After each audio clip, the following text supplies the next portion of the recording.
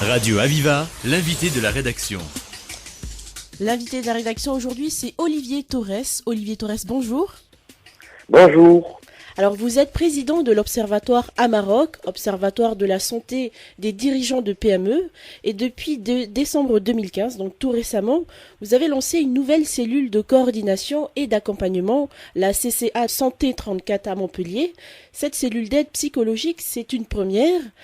Tout d'abord, pourquoi on s'intéresse à la santé des artisans, des commerçants, des professions libérales? Pourquoi s'intéresser à ce domaine-là? Parce que tout simplement, 99,84% des entreprises en France sont des PME. Et j'aime bien rappeler aux auditeurs que les PME représentent 12 à 14 millions d'emplois en France. C'est-à-dire que la PME, l'artisanat, les professions libérales, c'est le premier employeur. Et quand on s'intéresse à ceux qui créent ces PME, c'est-à-dire les chefs d'entreprise, ces hommes et ces femmes, qui sont à peu près 3 millions en France, eh bien, figurez-vous que ces gens-là n'ont pas de service de santé au travail. La loi, qui date de 1946, s'est intéressée, et c'était très bien, à la santé des salariés, des ouvriers, des cadres et des cadres supérieurs. Mais dès lors qu'on est à son compte, eh bien là, plus du tout de dispositif de santé au travail. Eh bien, c'est pour rétablir cette lacune, aujourd'hui on pourrait considérer comme une forme d'injustice, que nous avons créé l'Observatoire Amaroc, et que nous avons également fondé à l'université une chaire en 2012 sur la santé des entrepreneurs. Alors, on va revenir sur cette cellule d'accompagnement et de coordination. Quel est le principe exactement de ce dispositif d'aide? Alors en fait, on a dans nos travaux avec mon équipe de chercheurs, on a pointé plusieurs risques psychosociaux, je dirais, propres à la profession des chefs d'entreprise. Et il y a deux moments extrêmement périlleux pour ces hommes et ces femmes. Le premier, c'est quand ils vont liquider leur entreprise dans un tribunal de commerce, ça c'est un premier point.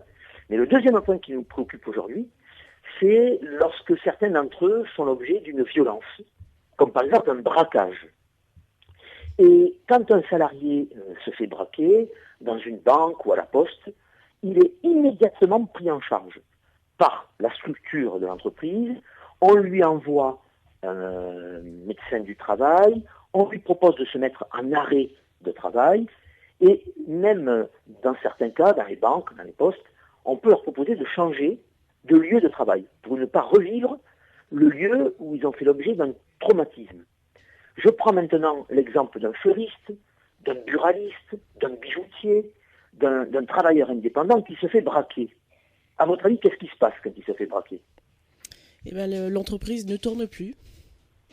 Eh bien, surtout, le chef d'entreprise va vite faire en sorte de se relever, parce que, comme vous le dites, l'entreprise ne peut plus tourner, et on a pu constater que ces hommes et ces femmes, malgré la violence qu'ils pouvaient subir, eh bien, dès le lendemain, parfois même l'après-midi, ils reprennent le travail, en se disant d'ailleurs, même pas peur, même pas mal, et puis de toute façon, il faut bien continuer. Personne ne leur envoie un psychologue pour voir s'il y a un risque de stress post-traumatique. Et je dirais qu'il faut bien continuer à travailler. Et c'est bien là le problème, parce que dans certains cas, la violence de l'agression est la source d'un risque de stress post-traumatique, qui est quelque chose de très facilement définissable. Les psychiatres vous diront que c'est le jour où un être humain a le sentiment qu'il va mourir. Ça peut d'ailleurs arriver à tout le monde. Vous avez un accident de voiture, vous avez cette peur imminente, là, ça dure un quart de seconde ou une seconde, vous pensez que vous allez mourir. Eh bien, à ce moment-là, soyez très vigilants, parce que 3 semaines après, en général, ça se déclenche avec un petit temps de retard, vous risquez de commencer à perdre votre sommeil, perdre votre appétit, avoir une impression d'angoisse qui monte. Et là, si on ne diagnostique pas ce risque de stress post-traumatique, ça peut, avec le temps, eh bien, empirer et devenir un vrai problème pour les gens qui ont été violentés. Et il faut le dire également, en une dizaine d'années, les commerçants ont vu les actes de violence progresser de plus de 30%. Donc cette cellule a bien pour objectif de réduire les risques de violence, mais quels sont les autres objectifs? Alors, si je puis me permettre, on n'est pas des agents de police, on n'est pas la préfecture. Malheureusement, on n'a pas les moyens, nous, d'éviter qu'il y ait des braquages. La question qu'on se pose, c'est quand il y a un braquage, il ne se passe plus rien. Donc, en langage technique, je dirais on fait de la prévention tertiaire. Ce que vous me dites, c'est la prévention primaire. C'est-à-dire éviter qu'il y ait des braquages. C'est-à-dire, par exemple, sécuriser les lieux, faire des îlotiers qui sont au centre-ville pour dissuader d'éventuels braqueurs. Ça, c'est pas l'objet de mon observatoire. Nous, on est sur la santé. En revanche, quand il y en a un qui tombe, qu'est-ce qu'on fait? Eh bien, c'est là où on a un numéro vert, qui est le 0800 501 201, et j'invite tous les artisans, commerçants, indépendants qui auraient fait l'objet d'une violence, eh bien, de nous appeler. Et là, ils vont tomber sur Laure Chancel, qui est notre psychologue, qui va leur poser des tas de questions. Des questions qui ne se posent peut-être pas, mais qui vont nous permettre, nous, de voir s'il y a un risque ou non de stress post-traumatique.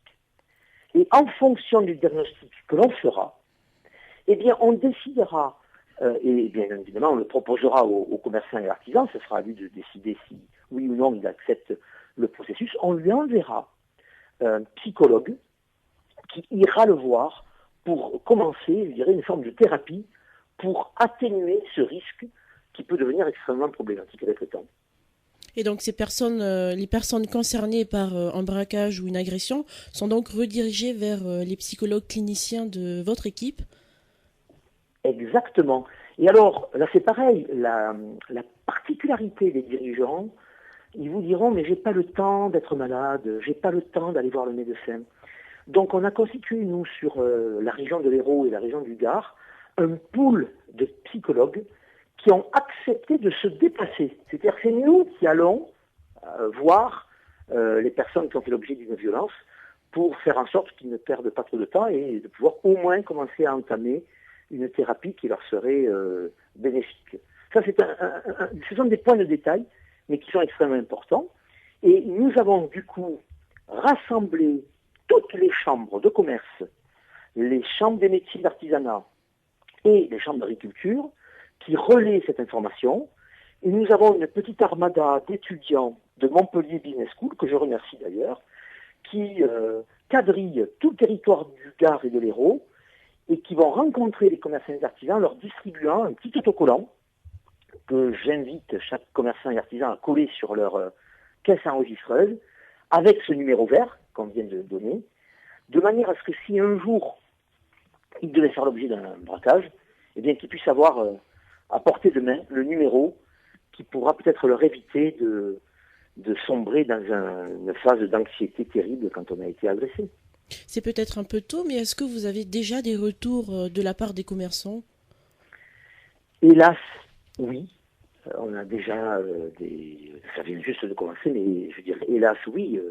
Il y a déjà des commerçants qui nous ont appelés, qui ont fait l'objet de braquages, et dont certains disent, écoutez, c'est vrai que moi, dès que j'entends un bruit, je sursaute. Dès que une personne nous a dit, il m'arrive maintenant depuis que j'ai été violenté de faire 3 fois le tour du rond-point parce que j'ai l'impression qu'on me suit.